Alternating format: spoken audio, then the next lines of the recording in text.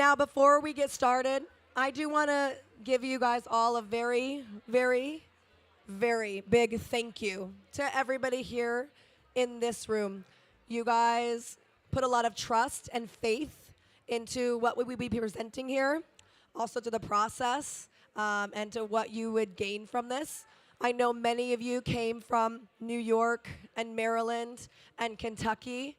I know Keeneland's about to start, and I see a lot of people from Keeneland here. I see some people from many parts of the country. So we really appreciate the fact that you had so much faith in the product that we would have out here today, that you were able to take out the time and come out and do this journey and stay here and be able to hear from all these great people. So thank you to everybody in this room. Without you guys, today could not have been possible. So the first panel that we're going to be doing is called Thriving Through Challenges. But before we get to our moderator and our panelists, I do want to go ahead and thank all of our sponsors. Our co-presenting sponsors are First Racing and FanDuel TV. We also have our big cap sponsor, Del Mar. Our Malibu sponsors include Breeders' Cup, Horonis Racing, the Jockey Club, PNC Bank, the Thoroughbred Owners of California, the TOC, also West Point Thoroughbreds. Our La Brea sponsors are Aces Suited Racing, Fasig-Tipton, Grand Slam Social, Insurance Office of America, Keeneland, the Maryland Horse Breeders Association, My Racehorse, NBC, NTRA, and TOBA.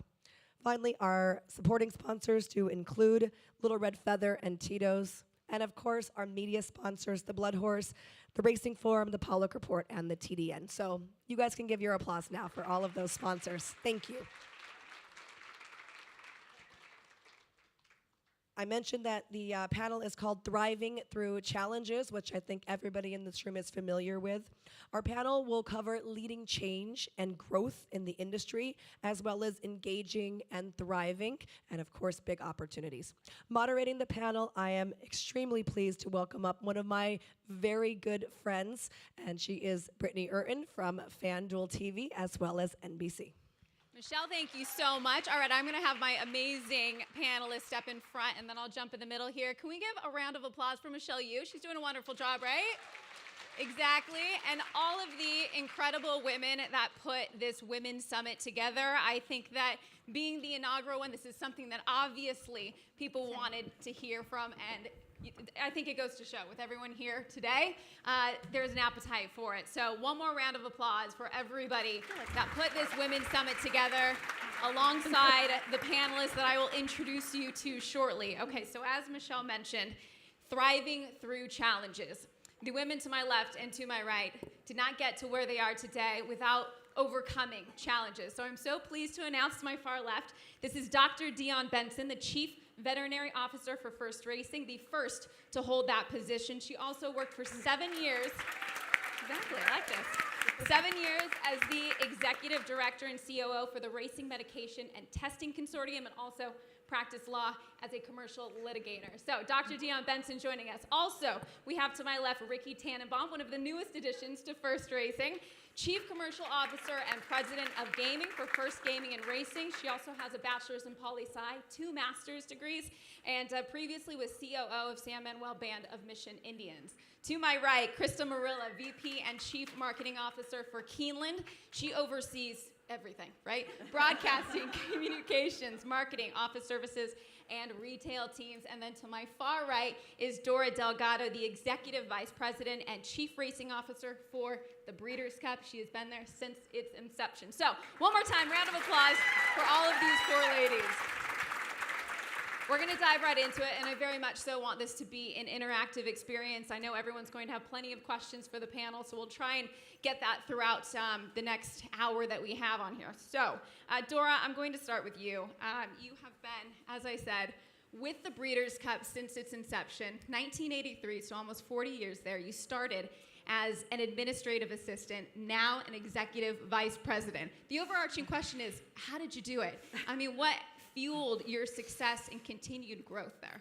Well, I did it slowly, apparently. It took me 40 years. And, my path probably wouldn't, necessarily be the path I'd recommend for someone else, right? because I think early on, when I started working for Breeders' Cup and it was in its infancy and I was in my infancy of a career, we grew together, and there was never a thought that I should move on or find a different level and advance my career, because I was fully invested in getting Breeders' Cup off the ground. So we've matured together, I think, along the way, and it's been a labor of love. And I think, as I matured in my job and I started to understand my own value and my own worth to the company, that's when I could really start advocating for myself and my career. And how long do you feel that took? I'd say, probably a good, 10, 15 years ago, I finally, went past the border of saying I'm an employee of Breeders' Cup into I am an executive with the Breeders' Cup, and I'm fully on board with every change, and I'm going to be a part of the dynamic that makes change happen. Christa, I see you nodding right there. I mean, is that something that it takes a bit to feel that worth if you've been in a position for a while? Absolutely, it does. And my journey is similar in that it took me a bit. I've been at Keeneland for 19 years. I started as an intern back in 2003, and if you've ever seen that bumper sticker that has the frog that's getting eaten by the big goose or the pelican, and the frog's got his arms outside of the goose's mouth, and he's trying to strangle the bird that's trying to eat him. And it has the slogan over top, "Never give up." That was really my story and how I got in the door at Keeneland. We all need this bumper sticker, right? Yes, it's a t-shirt bumper sticker, and it's also in my office. But "Never give up" is really how I kind of forged my way into the door. At the end of my internship at Keeneland, they were like, "Bye, you did a great job. We don't hire interns. Off you go." And I just kept showing up. I would show up at employee potlucks. Kind of creepy. Like, I knew this is where I wanted to, this was where I wanted to be. And I actually, my 20-year-old self did a PowerPoint presentation to the president of the company, Nick Nicholson. At the time, I sat at the edge of his desk and toggled through, here's all the reasons you should hire Christa McAlpin, was my maiden name at the time. And I think he was like, "Okay, fine, just Pull it in this PowerPoint. Yeah, we're good." Just get her out of my office. But my first title, I think, was Market Development Administrator's Assistant, and I was like, "Yes, got it, nailed it." But to Dora's point, it took a while. I did a lot of lateral moves, as Susan attested to, and just became a sponge. And it was really in kind of my recent history that I was able to also say, I'm a member of the executive leadership team and have never looked back. But it's definitely a story of just don't give up, keep going. Tenacity. I think that's something that a lot of people can take away, regardless of where you are in your careers, having that tenacity to push forward. Dr. Benson, where's the smile coming from? No, I just think about how their paths are so, very linear with one. I took the tortured path. I mean, really, I did. That's kind of what I do the best, I think. Because I started, obviously, as a lawyer, and I practiced for 7 years, and I said, I don't want to do this anymore, and I went back and I went to vet school and did an internship, and I was looking around at the end of my internship going, what am I going to do now? Because I didn't want to work. I don't want to cut colics at 2 in the morning. That is not my idea of fun. I love horses. I love working with them. I love the racetrack. And so I took a job basically with a nonprofit and worked my way up. And, through a combination, I have to say, in my career, I have always been very lucky. And I don't know if you make that luck through hard work or being the expert in the room. But then when I had the opportunity to come out here in the spring of 2019 and work with the first team and Belinda and see what they were doing,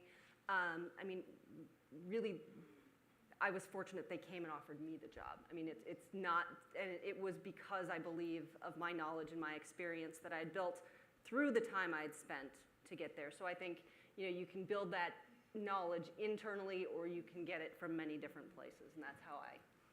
Do you think it comes externally as well, from the people that you surround yourself with? Absolutely. I mean, I think, if you're not learning every day, and I constantly learn from people on my team and people who I work with and people in the industry, you know, I've never trained a racehorse.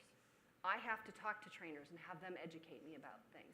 I've never, you know, I have no idea what's going on with parimutuels. Don't ask, you know, but I can learn some of that. Talk to Rikki about Yeah, gaming. exactly.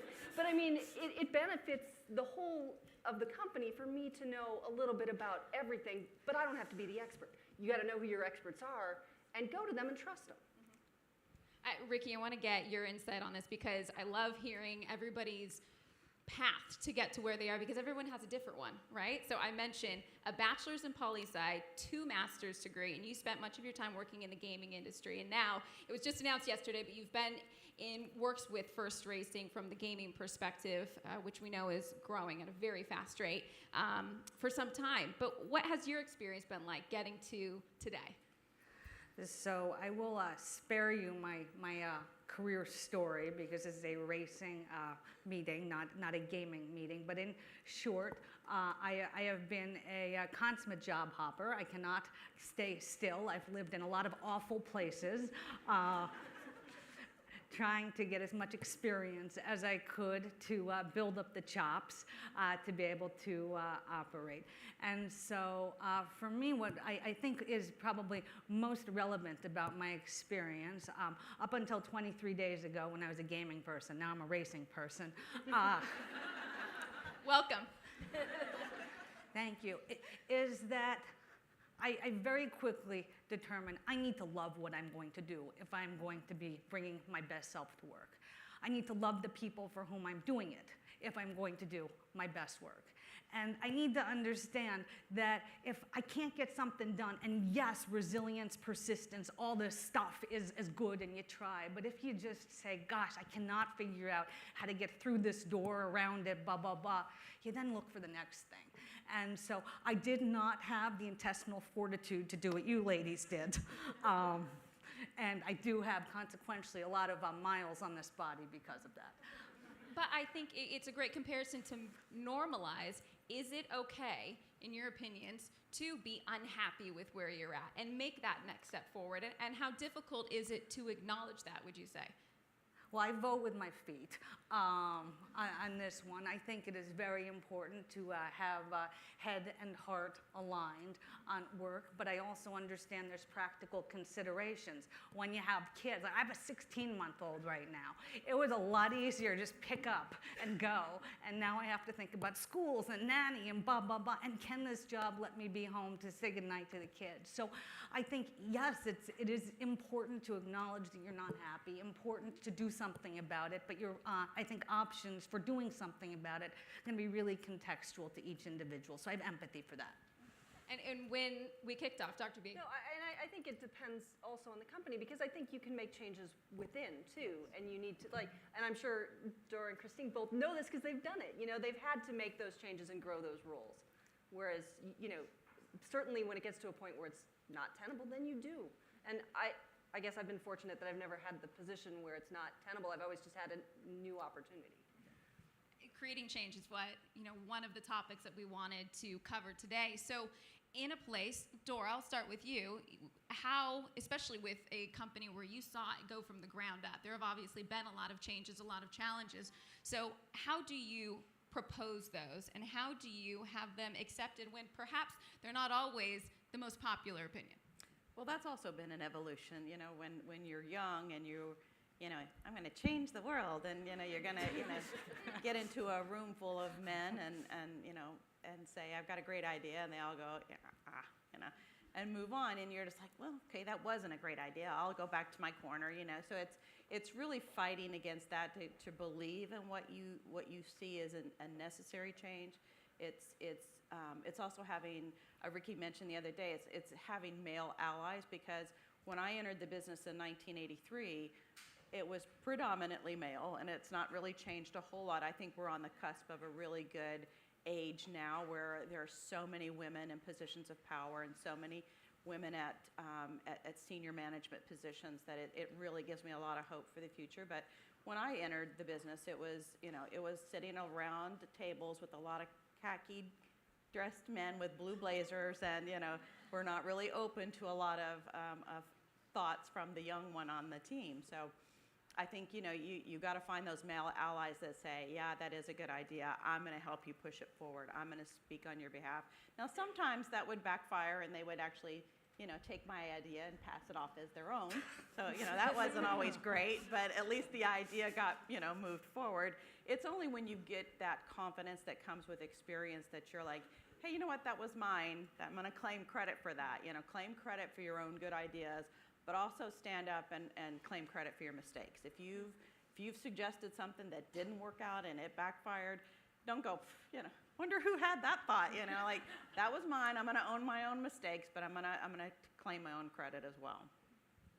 Christa, you were telling me earlier, having been with Keeneland since 2003, you've seen a lot of change yourself in the company, just in the industry as a whole. Can you describe what you've seen? Sure. So when I started at Keeneland, and I used this example when we were on the call the other day, all women were to wear closed-toed shoes. You had to wear pantyhose. So this is a racetrack, y'all. So, and before I started, in the recent history, they weren't allowed to wear pants. Women couldn't wear pants. So thank goodness I can wear pants and I can wear open-toe shoes. I can walk through the barns in my tennis shoes. So I've seen a lot of positive change, and I can say more often than not, early in my career, especially when it was a meeting where it was a meeting of significance. A lot of times I was the only female sitting at that board table. And I'm happy to say that that has changed. That has changed in a dramatic way. And it was interesting, just last week, there was a group from the Keeneland team that got together. We have a few things going on at Keeneland. Got a few things Breeders' Cup, if you guys going didn't know. on. Yes, tickets are still available. Good seats. So we gathered a group of people. We were like the doers. Let's get the doers in a room. Morgan's there, and let's talk about what are the things that have to get done for us to be successful. And you know what? Who wasn't in the room? Any men. But it's not. We have amazing men on our team, and I've had both male and female mentors that have guided me through my career. But the positive for all of us is I do feel like we're at a tipping point. I do feel like this is this moment in time. I mean, look around us here. This is exciting for females. It's exciting for the industry. But I can wear my tennis shoes to work now. And go to the backside and not have to worry about that.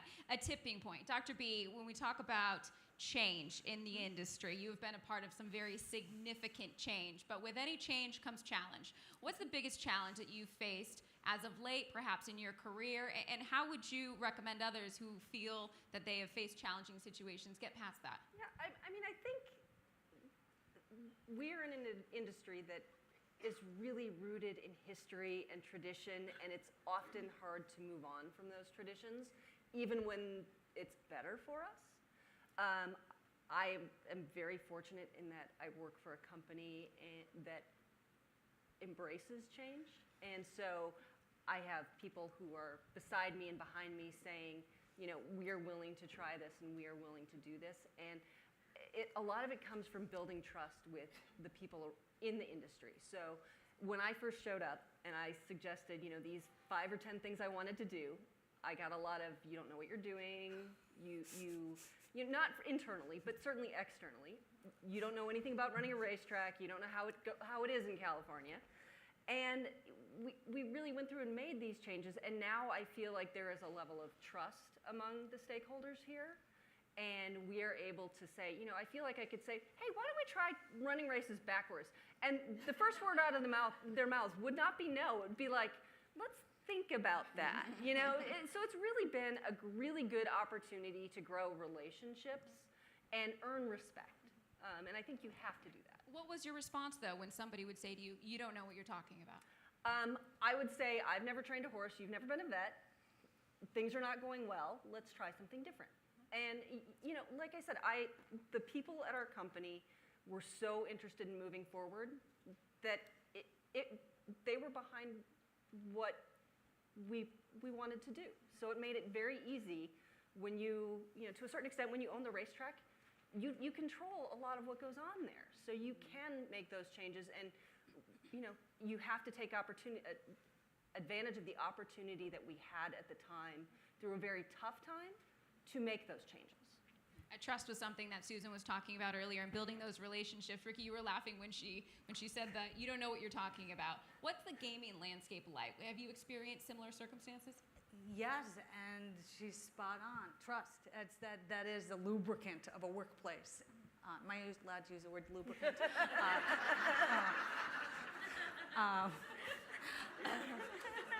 Possibly the. Yes. Okay. Okay, cool. HR will be calling you later. She's like, well, that was a fun 23 days. Whoever, yeah. Thank you, Rebecca. It was nice knowing you. Look, I think there's so many similarities between where I came from and where y'all are. I think probably one big difference is the heritage of this sport. This has been around a lot longer, and so there's probably more deep-rooted customs and traditions. But just come back now to 2022, and you know, how do you move down the ball down the field in the workplace? How do you have a great environment? How do you have a good culture? I think it's going to start with the nuts and bolts of you got to be able to trust that your colleagues have your back. And I think, by the way, that cascades. I mean, I will be, you know, expecting hoping for the same from my supervisor, and I think anybody who's reporting through me needs to know they have my trust. Otherwise, you have to work that out. But without that, I think you get extreme dysfunction. So. You hit on a big word, culture, and I think that each of you have mentioned that in some way. And I'll open this up to all of you to discuss. How do you create a positive culture, not just for the company to grow, but for your allies to grow, to those beneath you to grow? How is that culture created from a leadership standpoint? So one thing that I would say is when I started at Keeneland, and for the first, I would probably say 10 years of my career, I took pride in kind of being a crazy person in terms of being a workaholic. I would celebrate the fact that every single weekend I was in the office. I would sleep with my cell phone on my pillow. I would not take lunch breaks and eat Cheez-Its and drink coffee at my desk. I'm like, didn't take a lunch break, got so much done. And it wasn't, when I had my first child, it slowed down a little bit, but then I was going to be the perfect mother and the perfect person in the office. So my neurotic tendencies went in even greater overdrive. But quite frankly, it wasn't until I saw the other people in my team doing the same thing, because I was their leader and I was that example to them, that was okay. And that was normal behavior. Don't sleep, eat, you know, breathe.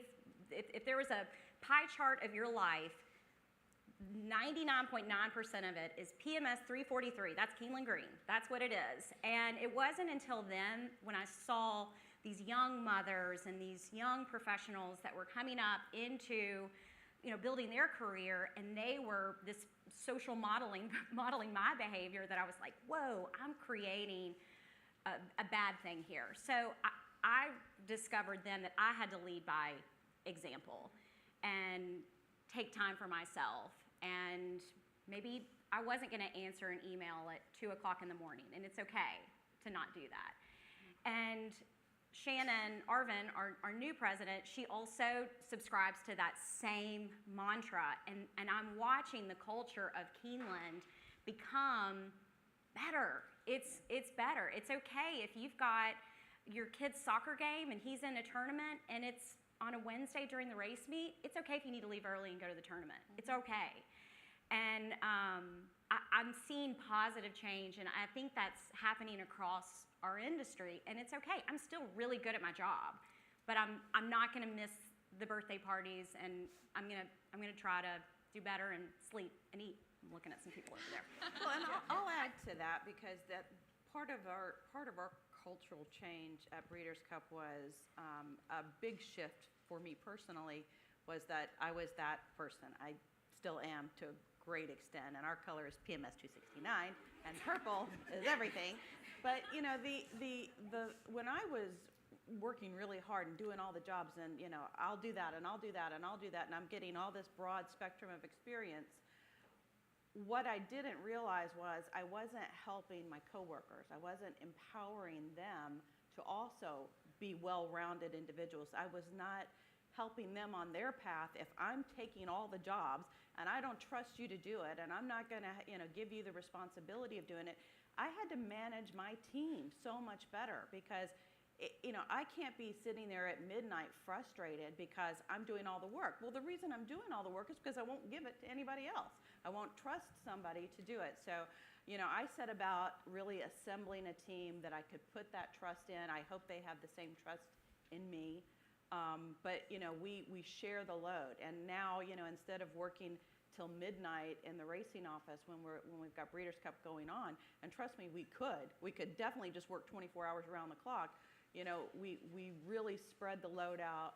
We try to make sure we're out of there at, you know, 7 o'clock, you know, not back before, you know, 4 a.m. I mean, but it's that sharing of responsibility. It's that empowerment that it's your baby. I trust that you're going to do it right. You know, that helped me grow as a manager. It helped my team grow. So I think, you know, just making sure that you've got that culture of, I'm not the most important person here. You know, you all are just cogs in the wheel, but, you know, like, everybody's got a part to play, and we're going to move this organization forward is just really critical, I think, for our culture. And I guess, you know, to a certain extent, I was always about the fact that I did it on my own. I'm the one that worked hard. I'm the one that you know, got all these skills and got all this together, and you should be responsible for your own, you know, career path. That's not necessarily true. I had to really look deep into myself and say, that's not true. I had allies. I had a mentor. I had people that, you know, that advocated for me. So I've got to have an open door for the other women in my company. It's not enough to say, I support you and I believe that you're working. How am I helping them achieve their goals? How am I, you know, helping them with their mental health when they've run into the same wall 14 times at Breeders' Cup and they can't get their ideas forward? You know, it's really building that teamwork. You know, like Susan said, that kinship of saying we're all in this together, and I'm going to help you achieve your goals because I've achieved mine. See, I had to do that day one. We have 7 facilities. I can't be everywhere. I can't be the person everywhere. Yeah. And so I have really good people on my team, and I trust them to do their job. Now, I think my greatest success with them is they always know I have their back. If they screw up, I have their back. If someone is unfair to them, I have their back. If someone yells at them, I have their back. And I have the same thing with the people, you know, I know if I go to Belinda and say, I'm having this problem, I know she has my back. Aiden, same thing. Like, you want to see Papa Bear? He is bad. Like, I had an experience Your where... nickname's Papa Bear? Oh, yeah. He will go off on people. Like, there was an experience where Dora and I were on a phone call, and someone thought they were muted, and I was suggesting some things that were not out of the box. It was really to move racing forward, keep safety, and the 2 men that were talking about me were talking about how I was out of control. And I did not let that slide. I very succinctly and firmly dealt with it. Aiden found out about it. He called both of their bosses. So it's knowing people like that have your back, and you have to have your team's back the same way. There's a lot to take away from what you just said. somebody Besides calling Papa you. Bear? Yeah, besides Papa Bear, there was a lot. The crazy comment. No, but one thing that I heard kind of each of you mentioning was wanting to hold on to a load of work. And I wanted to kind of poll the audience here. How many of you have difficulty letting go of work to others? You want to take, I see some hands up, yeah. Now, where do you think that comes from? I mean, Dora, when you mention it, where does that desire to hold on to it all come from? And what do you think it's internalizing? Well, you know, it's that trust factor, right? I trust myself. Do I trust you? I don't know. You know, are you going to disappoint me? And then I'm going to have to do it anyway. So, you know, it's really, boy, it's a mental shift to say, I may give it to this person and they may not do it right the first time, but they're going to do it right the second time, or they're not going to do it anymore. You know, I mean, it's just saying you gotta let go, because honestly, I was working myself to death. And racing, I mean, God, we all know, right? It's not Monday through Friday. I mean, it's 7 days a week, 24 hours a day. There's no rest. There's no break. I can't, you know. If I didn't start letting go of some things, I was going to be just a complete wreck, you know. I mean, it just had to. The T word, trust. It seems like that's really an overarching theme here. Okay, now we're going to get back to the crazy comment. No, out of control, not crazy. Oh, sorry. Control. Out of control. Yep. Which could be misconstrued. This obviously in many industries. So what we're talking about today, I think, can transcend a lot of different industries. So if you're not in horse racing, there's probably a lot that you can take away from what these incredible females are saying into the industry that you work in. And that also applies to the fact that many industries are male-dominated industries. So horse racing is a male-dominated industry, but as you're seeing here, that's changing. It's wonderful to see all of the women that are holding executive positions, working in the industry, growing, showing that insight. But for you, Dr. Benson, what has the biggest challenge been that you've noticed working in a male-dominated industry? I think that it's changing a lot for veterinarians. There aren't many options for male veterinarians anymore. In my class, we had 8 out of 100. So the numbers are really shifting, and there's going to be problems if you're stuck in that mold. So that has changed a little, but still I think that there's a perception that we know less, or that we are less competent, you know, and so it is easy to say that we are emotional or crazy or being too sensitive or any of those things when we are just passionate, and gosh darn it, we know we're right sometimes. I mean, there are times when we know we are doing the right thing and people want to tell us we're not. And you have to be, and when I was practicing law about 2 years in, I thought to myself, there was something that came up, and I said, well, maybe I'll just let it go. And I thought to myself, how can I ever represent someone else's interests if I can't represent my own? And I feel very much like that about horses. How can I represent the best thing for them if I can't speak up for myself? Why is passion misconstrued? I think because sometimes it comes out in ways that make people uncomfortable. I think that, you know, if I get really, really upset, I can cry. I know some people will be surprised by that, but I will cry every once in a while. And it makes people uncomfortable. But it's not because, you know, there's a saying, it's not because I'm sad, it's because I know I can't kill you. And that's what it comes down to. It's like, I am stuck, and so you're frustrated, and that's how it comes out. Yeah. I agree 100%. The times that I've cried in situations I really wish I hadn't, it's because I was so utterly furious. Yeah. I mean, just completely furious that I just couldn't help myself. You know, it wasn't ever an emotional, oh, well, you hurt my feelings. It was like, I want to kill you right now. And you know? I can't. Yeah. How is 100%. emotion normalized? Does this all need to be normalized in the workplace? Sure. Passion, emotion? Yeah, I think so. I mean, you know, what makes everybody so passionate about the horse business and the future of our sport is a passion for horses. You can't see a race horse or any horse and say, you know, it's just it gets in your soul. So, you know, why would we take that emotion out of our business dealings? It's part and parcel for me. And we expect, like, no one blinks an eye if someone's crying because they've won the Derby. Yeah. Why is it bad if we're crying because we're frustrated or angry? I think showing emotion as a leader, especially when you're leading other in my case, I have a number of women who report to me.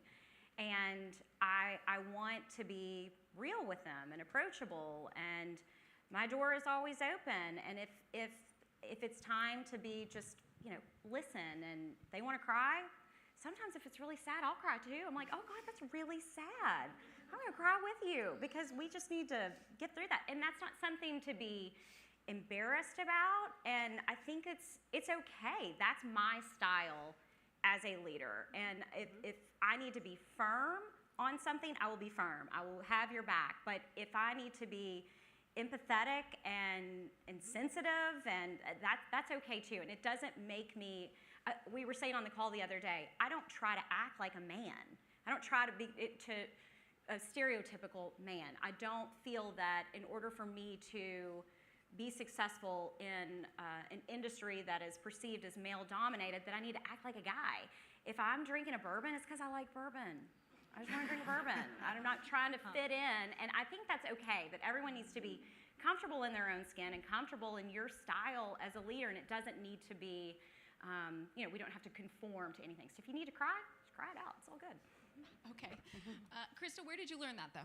I think sometimes that might be a hard thing to embrace and to feel. If you think stereotypically this is what a leader looks like, how did you get to that point? There was some trial and error, for sure. I mean, I think we can all look at times where I handled a situation, I'm like, whoa, that didn't go so well. So trial and error, and then back to one of the cornerstones of this conference, this summit. It's mentorship, and I had really wonderful people that took me under their wings and coached me through it. And I still, if there's something that I'm not sure how to handle, I don't have all the answers. And I'll talk to someone who does. I'll call these ladies. I'll talk to people who are sitting in this room. And I think we don't have to know everything. We don't have to be experts in everything. And that is subject matter experts, and that's also leadership styles of if this is a personnel matter, and I don't really know exactly what the right decision is. And so it's okay to get feedback and bounce ideas. And I think that sometimes women think, okay, that's a sign of weakness. Or when I was early in my career, like I have to pretend like I know. I'm still learning every single day. How do, and I'll throw this to each of you, how do you find that wherewithal, that perseverance, that confidence to overcome these challenges that might come your way? I mean, Rikki, what would you suggest? How do you find that within yourself? Well, I think firstly, you gotta love what you do. And Go back to that. I go back to that. But if you have conviction about this is a place you want to be, then I think that's a pretty good starting point. And then you got to have a good network. I think you got to have your female colleagues and who you can just vent with. Mm-hmm. Yeah, I think you have to have the male champions in your life. You got to know and believe that have trust in people around you, and if you love it enough, you'll find a way. That's my thought. By the way, it's not easy. Yeah, Nothing really is, right? That's worth having. Yeah, and I would agree with all that. And I think the other thing we need to do that maybe we don't do enough is you need to celebrate when you do get a win. Mm-hmm. I mean, believe me, every year I look at how we are improving and how we are bettering ourselves. And I may not brag about it externally, but I certainly am proud of what we have accomplished. Mm-hmm. And I take stock of that every year. Well, I know this is something we wanted to talk about. Imposter syndrome. That leads straight into it. How many of you here know what imposter syndrome is, have felt imposter syndrome before? I'll explain it then. Imposter syndrome is when an individual doubts their skills, talents, or accomplishments, and it's a fear of being exposed as a fraud. So not celebrating your accomplishments can kind of fall into the realm of the imposter syndrome. Dora, I know we were talking about this before. Why is that so prevalent? It's part of it is just is youth. When you're young and you don't have the confidence that years in your job or years in your career will bring. Part of it is because we're such a male-dominated society that you will say, as I mentioned before, you'll have an idea and you'll get blank looks. How many times I've sat in our boardroom and just had a bunch of men just stare at me blankly. I'm like, okay, that was not good. So it fosters that feeling of you don't belong here, your ideas don't belong here, you're not part of this larger mentality that's going on. So I think but years down the road I realized absolutely I belong there. My biggest issue is having to prove my qualifications over and over and over again, right? Like once you get to a certain level and you're like, great, everybody knows I know what I'm doing. And yet, I still have to say all the time what I'm good at and why I'm good at it, and still prove that I belong at the top of this racing organization, which is just, I don't think anybody should rest on their laurels, but I also don't think I ever have in my entire life. So I'm out there every day proving, that I can do the job and innovating on the job. And, there was a reason, that I was named a Sports Business Journal Game Changer, because I changed the game. I changed how we do things, That deserves a And I round of was applause. really, really proud of that. I was absolutely floored that I was nominated for it, but I was really, really proud of it. And to have the industry then, basically go, oh, well, okay, yeah, what are you doing now? And it's just like, okay, I'm going to keep doing it, but at a certain point, when are your qualifications enough? When am I not going to have somebody trying to take my job away from me every, year? It comes up again and again, and I feel, like, why am I still out here doing this? At a certain point, am I never going to have the respect of a certain group of people? Maybe not. I mean, maybe that's just the way this industry is. It can be a little discouraging, for sure. But I think that's the biggest challenge to me personally, is just, there's a what have you done lately? That was yesterday's news. What are you doing today? I think you always want to be challenged. I think it's the respect is what everybody is really after ultimately. And why do you think that's still a case? Why, as the executive vice president of gaming for Breeders' Cup, do you feel that you still have to prove yourself? Is it an outward or an inward thing? Oh, I think it's definitely outward. I mean, inward, I do believe I belong there 100%. I think everybody, it's the new shiny toy. If somebody comes and says, hey, I could do this job so much better, because I'm a man and I've had this other position, and, it's just a combination of things, honestly. I think if you have really strong management at the top that respects you and believes in you and validates you, you're not struggling with that. And I won't say we're there. I won't say that 100%, because we're very much a Kentucky blue blood, kind of organization still. There's some change Okay, happening. define that a little bit, though. And Christa, you could probably speak on it, too, because we're in Southern California. So are there challenges not only that you're going to face in a company, but specifically in a company in a specific state? Yeah, I would say so. I mean, there are generations of people that have had the same jobs or variations of the jobs. There's always a friend at the country club that's got a nephew that's just graduating and, really would like to get a job. And, it's just that constant, pressure of, well, this guy's really great. I play golf with him. He's a member of my club. He's got a son that's looking for a job. Where can we fit him in? Nowhere. We don't have any jobs, So I think that, it's, and there are generations of men and people that have been on our board of directors, and I love them all. They're very strong individuals, but it's a very, they're breeders. They've had family farms for generations. There's a certain way of doing things. There's a certain mentality that they share that, they how to explain, they don't put on their Breeders' Cup hats a lot of times. They put on their farm hats, and instead of, what's good for the industry and what's good for the organization is a really hard hurdle for them to get past. What's good for my farm, what's good for my sales, what's good for me. So I think, that's, kind of what I mean by the blue blood, Kentucky aristocracy. It runs deep. Connections are everything. It's a very strong network. But if you're not born to it, there's a little bit of a barrier to push through to become, accepted and respected by it.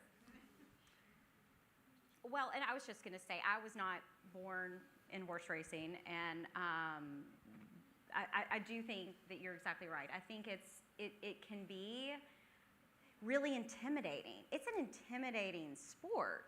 There's a multitude of different languages from the horse anatomy. I don't know any of that stuff. And I mean, just even represented on this panel with the wagering and reading past performances, and then you go into pedigree pages when you're looking at the sales. And so for people who have not had this, generational time in the industry, it can be intimidating. And that was definitely where I was. But there's a lot of great things happening. I'm looking at Amplify right now, and Ed Brown Society, and mentor programs that are bringing people into the industry and kind of demystifying it. But yes, when I was 20 years old trying to break into Keeneland, I think at first I was afraid to ask questions because I was afraid that I would say something wrong or make myself look stupid. And once I got over that, I found that the people in this industry actually really like to tell you their stories. They really like to sit down. Dr. Brown, I sit in his office and I'm like, Stuart, can you tell me what all of this that just happened? And he will walk me through, and he really appreciates me not acting like I know what was happening with this horse. He wants to tell me. And I think we find that throughout our industry. People are excited to share their little piece of the pie or the whole pie if they know about it. So don't be scared. Don't be scared.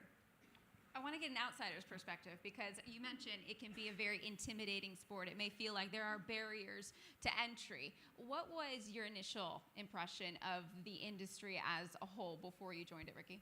Well, I don't know any of the words. Yeah, I'm still learning myself. Yeah. We make them up all the time. Yeah, it's complicated. I mean, I come at this from a gaming perspective, but just the wagering alone, to me, when you compare this to, a slot machine, looks really complicated. Like in my world, you press a button. Here, you got to do a bit more. So from that, it's not particularly consumer friendly, especially in this world of e-commerce. So it's tough to break into. And then I can't even begin to talk about all of the rest of the economy of what you do. I mean, I'm learning so much every day. And in fact, a couple weeks before I started my job officially, I would sit down with my supervisor, Aiden, weekly, and he would give me probably like 19 pages of notes, and I would spend the entire night in front of my computer just trying to understand you all. So it's tough, and my view as an outsider, if you want to become an insider, is just shut up and listen. And there are people, as Christa was saying, willing to give that insight. Okay, so now that you've been in it for 23 days, what's your impression? Still shut up and listen. But I'm coming in, I think, at a great time. I'm coming in under leadership. I got my supervisor's supervisor. They're really looking to modernize what we're doing. I think a crack team has been assembled, and I think the convergence macroeconomically of media, entertainment, wagering, and sports all coming together make this actually a really interesting and positive time for this industry. So that is why I left my old job. I have a lot of hope in what y'all do. Hope, trust, positivity. Yeah, somebody wanted to cheer. Absolutely cheer for that. We talk about all of the challenges that are faced, and you have tackled a lot of them today. But surpassing, and persevering through those challenges is the biggest thing. How do we do that? So, Dr. Benson, what do you think is the biggest challenge that this industry faces? And for all of you, how do we overcome it? I mean, I think that we have to, and I think one of the things we've done well is we put the horses first. If you put the horse first, everything else will follow. You're going to have an amazing racing product. You're going to have something that people want to come see, that they want to be involved in. And I mean, I guess, and that is certainly my perspective because that's where my heart is. So if I just believe that our biggest thing is to make sure we are doing the best by the horse that we absolutely can. And once we do that, the rest will be much easier. And in terms of women in this industry, how do we break down those barriers? How do we make the entrance easier, more available to females in what is, as we've discussed, a very male-dominated industry. How do we do that? I mean, I think that's our responsibility as female leaders. That we have the power to do just that, to mentor and to inspire and to just continue to invest in this next generation of female leaders. That comes from us, and so I think it's right here. We're doing it. Dora, I see you nodding. Oh yeah, I think I told Stephanie when she got this thing organized, 60% of initiatives fail, and they fail because they don't assemble the right team of people to carry it past the finish line, right? So I mean, look around this room. This is incredible energy. People are here because they want to further their careers, because they want to further their selves. So I think having assembling panels like this and being open. I mean, everybody here.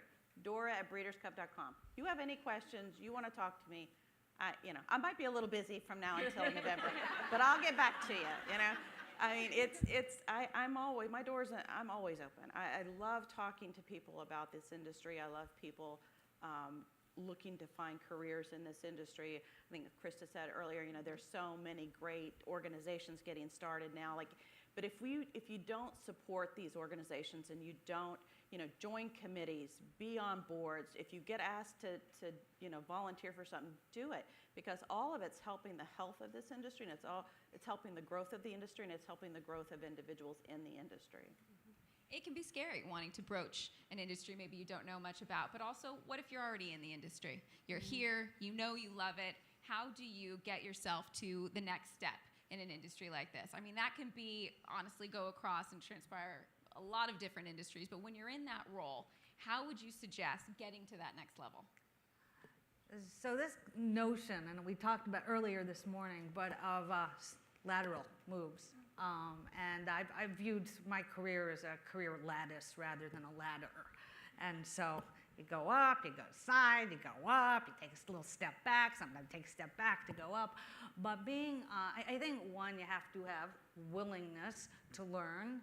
I also think you got to be ready to seize on opportunities. You can be very competent, be very, very good at what you're at, but you got to have this entrepreneurial spirit and say there is a need here and I can go fix it. So I think you sort of have that, which is internally motivated, but then how do you move up? You got to have champions in the organization.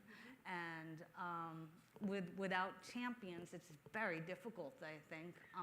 Obviously, you need the mentors, you need the coaches, you need all of that, but without somebody internally saying, hey, Rikki's good, it's tough to get the attention of senior leadership. And so I think the punchline about everything I'm saying is more women in the C-suite. There you go. More women in the C-suite. Dr. Benson, how do you find your champions? Where does that come from? I think a little bit of it is organic. I think that to a certain extent, they identify you because they see something in you. And it doesn't necessarily mean they see themselves in you. They may see, I've had some people who look nothing like me, who are nothing like me, that are my champions. But I've also found amazing I have several very strong female veterinarian mentors that I go to and I use as a sounding board. And to this day, they help me guide how I'm going to do things. And I think, as I'm looking, it was funny, I had a conversation with someone and we were talking about how do you choose to hire someone if you have a man and you have a woman who have equal experience. And I think that just because people have equal experience doesn't mean they've experienced it equally. And the job that I need people to do is to fight for the horse. Now, I don't mean that they have to get into arguments, but they are the advocate for the horse. And so I know if, in general, a woman has gotten to a point where she is, the same level as a man, she probably has had to fight a little bit more for that, so she's a little bit more willing to fight in a good way. And, it's reflected in the people that I surround myself with. I've got 4 senior veterinarians, 3 of whom are women. So. Your champion might be in this room. I think that's overarching what we're getting out of this incredible Women's Summit from panels like this, and this is just the first one. I've taken up a lot of time asking the questions, and I would love to throw it out to the audience for anybody that has a question about anything we've talked about thus far, specifically for one of our panelists, just overarching from anybody. So if anybody has a question, we have some time to roll all of that in here. I know you all do. Don't be shy. Don't be shy. Right over here. So you were speaking about, we're talking a lot about the male-female dynamics of the industry, and one of the things that struck me, and this is amazing, I mean, it's hard to believe I've been in the industry almost a decade now, and I think that one of the things is when we find those male champions in our industry, we have to thank them and we have to acknowledge them, because I would not be where I am today without Elliot Walden. He almost broke me, but he gave me the confidence and the knowledge to be where I am now. And I think that it is very important. Again, Peter Rotundo, Aiden, like, those are the men I think that we need to really call out and say thank you. I mean, I'm sure you all each must have had a male champion at some point in your career. Sure. Yes, you were mentioning male champions before and how important it is to have a male mentor as well, because the point is, yes, to uplift women, but also take in everyone, male or female, that could help you get there. 100%, and I think you're spot on. You should thank them and let them know how important they are to you and to all the other women that then you can go help. Yeah, I think there's a difference I'd like to call out between male allies who are like, okay, I'll accept having a woman in the room, that's okay, versus the guys who go out of their way to say, you know what, this person's good, this person probably with a little bit of work we can level up, and let me see if I can help her get there. And so there's a difference, I think, between sort of the passive ones and the active ones. And when you find these active ones who are willing to really get your back and break you, by the way, because you're going to get, you're always going to get broken, and that's okay. He knew you were going to get right back up, pull yourself together. So that's what the good ones do. So I think find yours and hold on to them and hug them real tight. Well, and I think it's important, you know, what you're saying there is like, give that feedback back to them. Know that so that they know they've made a difference, and the next opportunity they have, they'll do it again. You know, if you just take it for granted that you had this wonderful champion that helped you with your career and taught you things, share that love back with them, because they'll keep looking for opportunities to do more. CEO and president of WinStar is Elliot Walden, for those of you that don't know. I'm just going to jump in for one question before we get to another one. Oh, we have one back here. Jody, go ahead. Hi, I have a question, because I think that this is great. You talk about allies.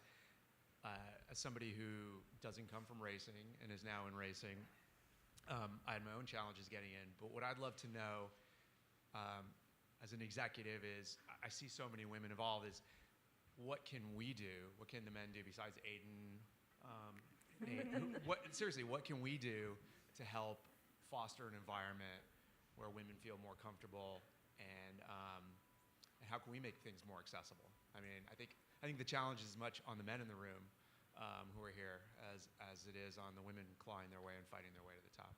So I think one of the things that Dora's touched on a couple times is that when you are in a meeting and a woman has an idea, take it in and don't necessarily dismiss it outright. I mean, we were talking on the phone the other day, and I have to go to several international meetings, and a lot of times the other women and I have this strategy in the room where one of us will bring that idea back up and reference it to the person, which, you know, when you get to be a little bit of a nag about it, people will listen, and they will actually maybe stop and say, oh yeah, that is a good idea. And it doesn't mean that every idea we have is going to be good, but at least we should get the airtime of having it discussed. And that is something that any meeting, any man, any woman, any of us can do for each other regardless of who the idea is coming from. Agree. I also think there's some things just culturally about your question to what can the male executives do.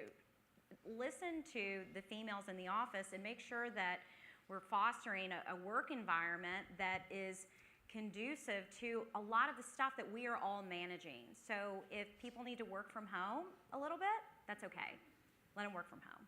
You know, if what's the maternity leave policy like? Keeneland had I basically, after I delivered my child, I think I fired off a few emails, but now we have a wonderful 12-week maternity leave. I mean, there's a lot of great things that just looking at the message that you're sending through your policies of, can I manage it all? Can I have this work-life balance? Because I think that's really important to us as females. We manage all the things. All the things. It doesn't matter if you've got kids or you don't. We're still in charge of all the things. And I'll just add one other thing. Don't be in an echo chamber. Don't hang around with just men that will only parrot back the same ideas over and over and over again.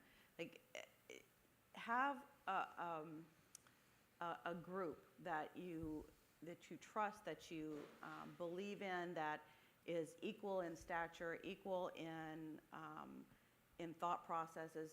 If you're in a male-dominated echo chamber, you're just going to repeat the same things back and forth. And then when that woman does bring up something in the committee meeting, in the board meeting, it's so easy to dismiss because you're with that like-minded group, right? So, you know, just expand that group that you're a part of, that you bounce ideas off of. Make sure it's got equal representation. You know, not just man, woman. You know, don't just have your own ideas parroted back at you all the time. It's so detrimental to a company's growth and for personal growth. Great, thank you for the question. I wanted to follow up on the work-life balance because that is a massive topic that I think even if, you know, we have another question. Okay, work-life balance of, even if people don't have children in here, it's the balance of social, of mental wellness. How do you manage a job and everything else in life? And how are you okay with letting maybe one go, I don't want to say to the wayside, but how do you manage it all so one doesn't fall off, but you still enjoy every other aspect of your life? If anyone has it figured out, please let me know. Exactly. I'll talk to them afterwards. That would be great. I think it's something that I struggle with every single day. And people, I mean, Shona, when I walked in, she's like, oh, you know, Mom, you're doing it all. You got it. I'm like, oh, I'm a train wreck half the time. But I think that we also just have to give yourself a little bit of grace, that sometimes you are going to be the superstar at home, or you know, right before the race meet, I'll cook a big meal for my family, and I'm like, ta-da, look at this. Look at me, I've got an apron on, I'm doing all the things. I'll see you in a month. But it's okay, you know, it's okay, and I'm okay with it. My kids come out to the track to see me. I think that's really important. And if you can't work-life balance, bring the rest of your life to your work. And we actually work in a really cool industry that I want my children to love to come to Keeneland. I want them to go in the jocks quarters and Jill Babe to feed them a piece of pizza. Like, that happens, and and to have a work environment to the executive team that welcomes that it's okay if you want to bring the kids into the workplace. That has been a big, meaningful thing for me. But also, when I realized that there was no perfect balance, then I became okay with it. Yes. When I was trying to achieve perfection, that's when I was really a crazy person. Now I'm just a mildly crazy person. Totally agree. My poor daughter, I never spent one Halloween with her in her entire life. I mean, I was always out of town at Breeders' Cup. You know, it is her favorite holiday of all time. So I'm not sure what that had to do with me not being there, but, you know, she is, you know, she's fully invested in Spooktober, as she calls it. So, I mean, but that's at the time, I was like, this is terrible. I am never going to, go trick-or-treating with her. I'm never, here for fall festivals. And it's like, it's okay. Honestly, it's okay. Whatever your balance is, whatever you figure out makes you happy, go with it. I was telling this group the other day, it's like, my mother was like, I was out marching in the streets and burning bras and getting women's rights, and you people just squandered it all. And I'm like, I had enough to do. I had other stuff, So, I fully admire people that have a great balance. I am not one of those people. I'll just, be flat up about it. I work a lot. It is, what we do. But I'm not unhappy with it. If it was just really causing disruption and unhappiness in my life, I'd fix it. But you do what you do. You do the best you can do, and your kids are going to be just fine. They really are. I think we had a question up here. Yeah, thank you guys. This has been really fun to listen to you all.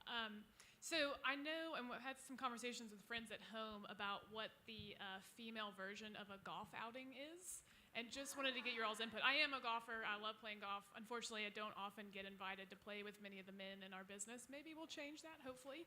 But just thinking of something that takes 4 hours, usually you're eating on the front end or the back end of it, and a lot of people use it in the business space, not just socially, and would love to kind of know, as you're looking to create relationships as a young person with people like you all, what is our version of that? That's a good question. Cocktails, obviously. Yeah. Michelle Yu says cocktails. Yes. I mean, for me, like, I have 4 horses.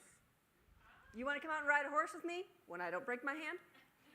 Come on out. I've got one you can ride that will not throw you off, and it does. If 4 hours is an underestimation, but I think it's different for everyone, and you have to find what works for you.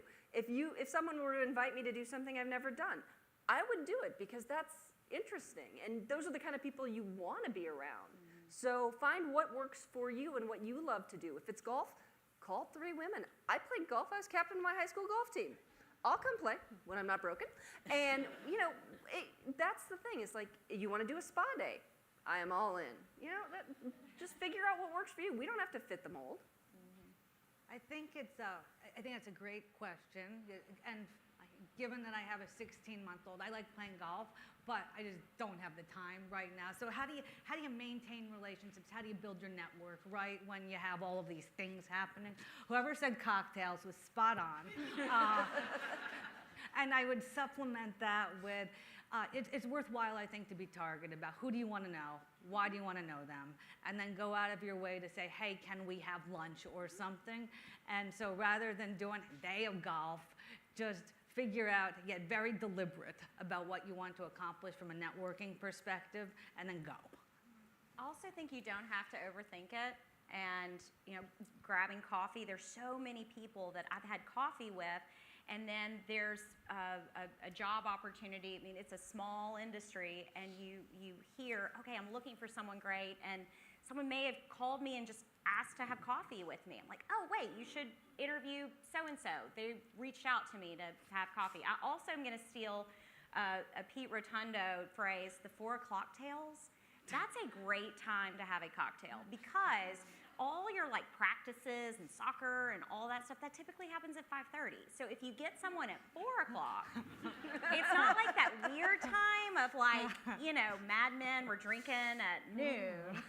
But it's 4 o'clock, so it's socially acceptable. So 4 o'clock tales. It's 4 o'clock somewhere. Right. Yeah? What time? No, not 4 o'clock yet. I think Zoe has a question. We've got another question. Ms. Zoe. First of all, you ladies are all fantastic, and thank you so much for getting up and actually making this fun, because I think primarily this is what it's all about. It's supposed to be fun. It's women embracing women, but not overpowering it. It is a lot of fun. So I've just got a couple of fun questions. And first off, Dora, what was the first thing you did when you got here? Did you go and check on Flightline? I mean, this is just a question. I should have, but by the time I got off the airplane and made it here, it was time to go to the cocktail party last night. So I did not have time to do that. But I mean, I am in awe of this horse. I am just so excited for Stephanie for everybody that's involved in it. I can't wait to see him run a Breeders' Cup. It's building for me the same kind of excitement that American Pharoah did in 15. I mean, you know, Pharoah was going for, you know, what we call the Grand Slam and the anticipation. I was there at Belmont when he won his Triple Crown. So that swell of feeling, it feels to me like this is happening because the horse is just so otherworldly right now. I mean, it's just amazing. Well, we can take you back there. We can give you a trip in the golf cart. And I'm in. Christa, you are a fabulous addition to Keeneland. Now we can all see your face. You've been there for many, many years indeed. But what's the best kind of bourbon to drink if we go to Keeneland? I mean, primarily we're talking about drinking. So my president has some connections to Castle and Key. Nice. So Shannon Arvin, she's pretty cool. Not only is she the president of Keeneland and chairman of the NTRA, but she and her husband also own a distillery, which is Castle and Key, and it's fantastic. But I also, don't tell, I also really like Buffalo Trace. We won't And tell make her smart. Make her smart. Ray, if you're going to put anything in whatever you're typing, it's Maker Smart. Maker's Mark, you got that down? Maker's Mark. Sponsorship. Make sure it gets Maker's Mark. And then Christa, welcome, a great addition to First. I'm not Christa, sorry, Rikki. There's a reason I'm not sitting up there with Britney, obviously. Favorite Sesame Street? I've been reading your bio. You've got big into Sesame Street lately. Well, through osmosis, yes. Elmo.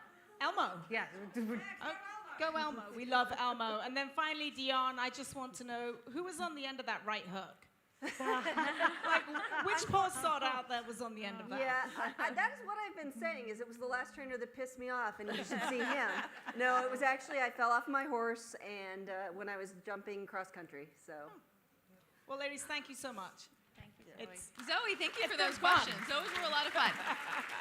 I know we're coming to the end. 2 minutes. Is there one more question from anybody in the audience? Oh, I see one far back there. Go for it. Stephanie, just in the middle.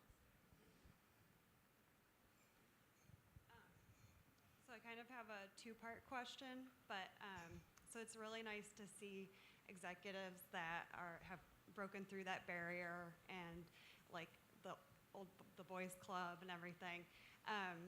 But if you're a mid-level and kind of working your way up, what is some advice you would have to have a voice in the industry, to make a difference, and to get heard, and also get the resources you need, whether you're in a small organization or a large? I've seen a lot of, across the board, there's kind of some issues getting heard. So what's some advice to get the resources you need to get your job done? Because it's easy to get lost in the day-to-day, and Sure. some people at the top necessarily don't know what it even takes to get the day-to-day done. Right. So how do you really get that message across? I'm going to say this. Read voraciously. Read everything you can. Everything that comes out in the industry, read about it. After that, network, because I famously had somebody say to me one time why they wanted to hire this expert and say, well, he's a track expert. He knows about grub worms. I don't need to know about grub worms. I need to know the guy that knows about grub worms, in order to do my job. I don't have to know all the things, but I do need to have the contacts that I can reach out and find out about the things. So, building that network is really important. Reading, just making sure that, you're a well-rounded person, that you're volunteering for that job.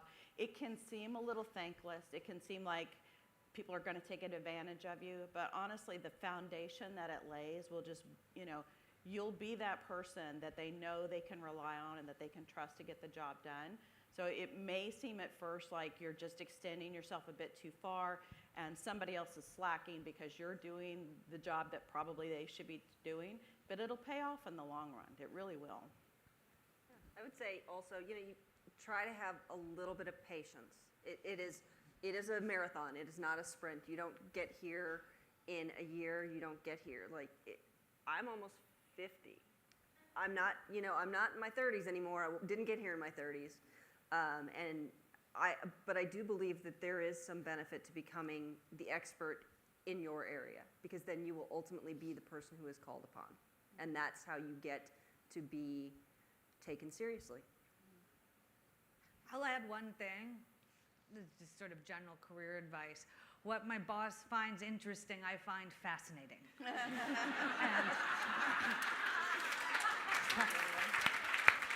You're going to own some horses. Aiden, did you hear that? I love it. Thank you so much for joining us today. A massive thank you to the 4 incredible women that are on this stage today and for everything that they have given the industry thus far and will continue to do.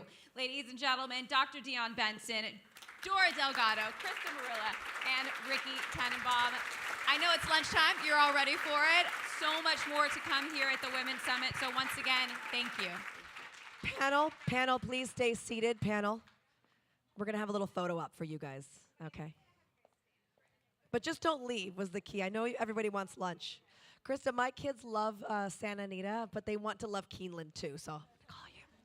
Everybody else, it is lunchtime, so we're going to be heading to the chandelier room for lunch. We're not going to make you eat on your laps today. So if you guys all head in this direction,